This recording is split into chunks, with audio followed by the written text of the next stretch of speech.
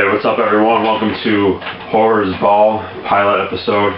I am the Headbanger, a longtime horror fan and collector. So like a lot of you guys do out there, I'm going to show you my collection, but most importantly, I'm going to make recommendations to you, and ultimately, hopefully it'll be something that I recommend that someone out there has not seen before and subsequently like it, and that would make this all worthwhile. That's my mission, that's my goal. But of course, before I start, I have to know your roots, and you have to respect what came before you. So I want to get some thanks and some horns out to all of you out there who do this, do a really good job at it, and you're actually really cool people, which kind of slightly makes me feel a little less geeky to do this, because you know, geekery loves company. So I want to give a shout out and horns out to all you out there that I think are great. Eight, the chosen one. Cheers to you, all you baby dicks out there. Electricity, whatever it's called.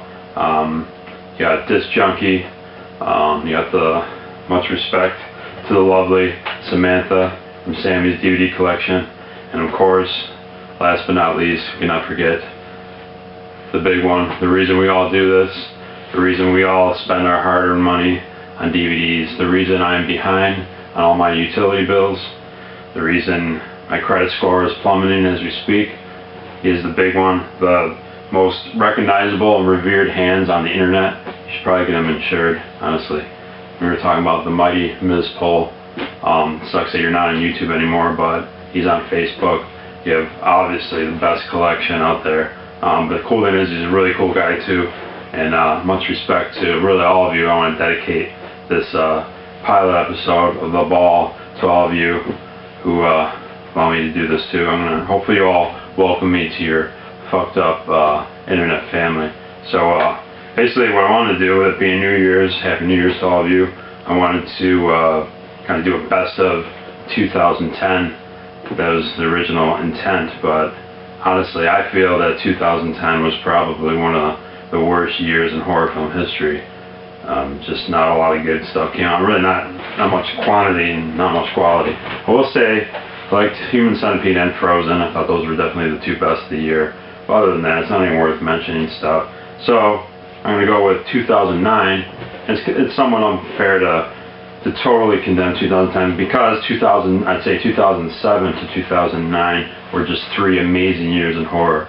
Tons of great films, and I'll recommend a ton in the next few episodes. But I'll do a my top five favorite of 2009, which was really difficult because there were so many good ones from that year. It's really hard to narrow it down to five, but I'll start. Number five would be, I believe this film is from Belgium. It's Left Bank. It's a very unique film. If you're looking for something different, this is definitely one to check out. I thought it was has a very plotting story, kind of snowballs, which I like those films, but if the payoff doesn't come out, then it's totally not worth it. Luckily, they got the ending right. It's a really big time ending.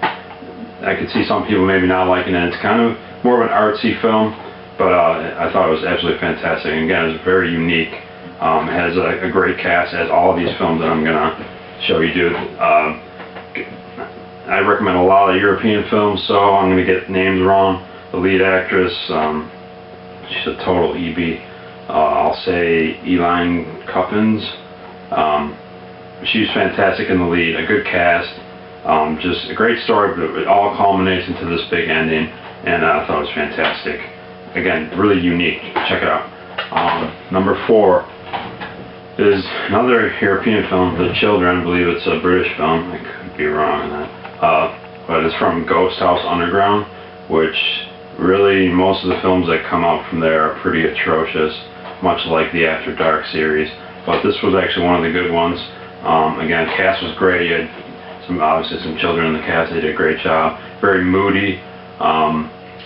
Again, kind of plotting, but they got the ending right, which is awesome. I can be kind of paranoid with endings because I've seen so many films ruined with a bad ending. I start to get a little worried if I'm liking a film and it's kind of slow, but I'm feeling it, and then all of a sudden at the end they just totally drop the ball. Really, all these five films that I'm going to say here really all nailed the endings very well. Great cast, great endings. Children, awesome movie. Number three, Actually, I don't have number 3 because a certain friend borrowed it a couple months ago and they've yet to return it. So this movie is so good that your friend basically won't give it back to you. That's how good this movie is. It is Dead Girl. Again, great cast, really fucked up storyline, fucked up premise. I know the reviews are kind of mixed out there for this movie, but I thought it was fantastic. Everything you want out of a horror movie. Actually was sad that it ended. I could have just kept watching it. Really great, really fucked up. Everything you want out of a horror movie in Dead Girl. So please check that out if you haven't seen that one. I'm sure many of you have. Number 2, House of the Devil, directed by Ty West. He did a film called The Roost, which was like a bat movie. Not very good. I mean, it was his first film. It's very, it has some amateurish qualities about it, but you could tell he had something there. He had some potential. And then the second one, he just stepped it up big time, knocked it out of the park with this one.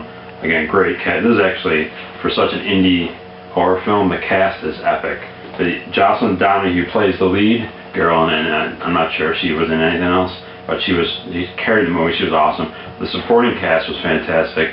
You had some heavyweights in the genre. You had, let's see, Mary Warrenoff, Devil's Rejects, and a lot of other films. Dee Wallace was in it briefly. Of course, she's amazing. Who else did you have? You had Greta Gerwig, who is an awesome IB. She was in Baghead, so kind of a cult indie actress. And then you also have, who am I forgetting? Of course, Tom Noonan, who is an icon. He was, of course, in I'm trying to think, Monster Squad. Numerous roles in numerous genre films. And then who else am I forgetting? There's someone else that I really like from this film, and I can't remember his name. That's bad. Anyway, he was in A.J. Bowen. He was in The Signal, a movie I'll probably recommend in the future. Awesome movie. So the cast is just stacked.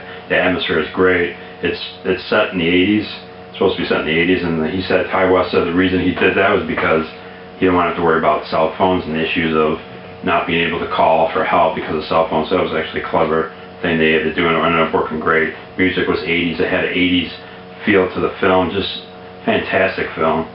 If you haven't seen that, definitely my second favorite of the year.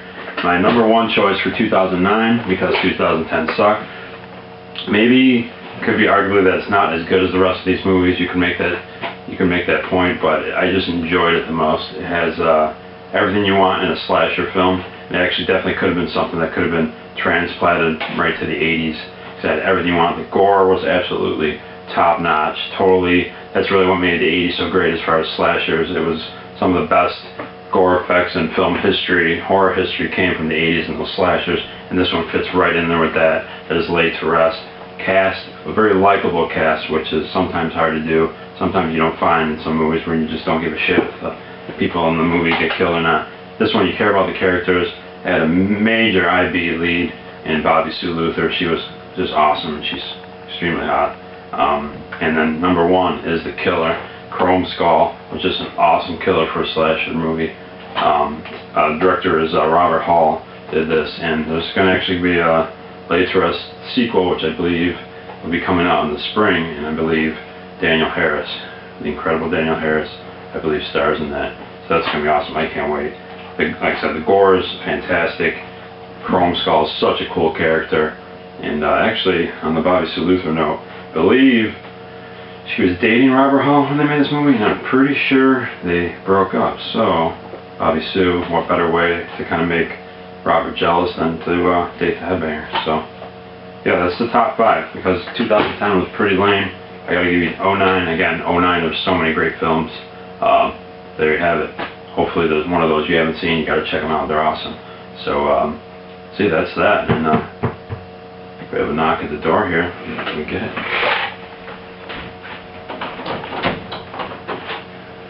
Oh, thank you. We have delivery packages, so let's check them out.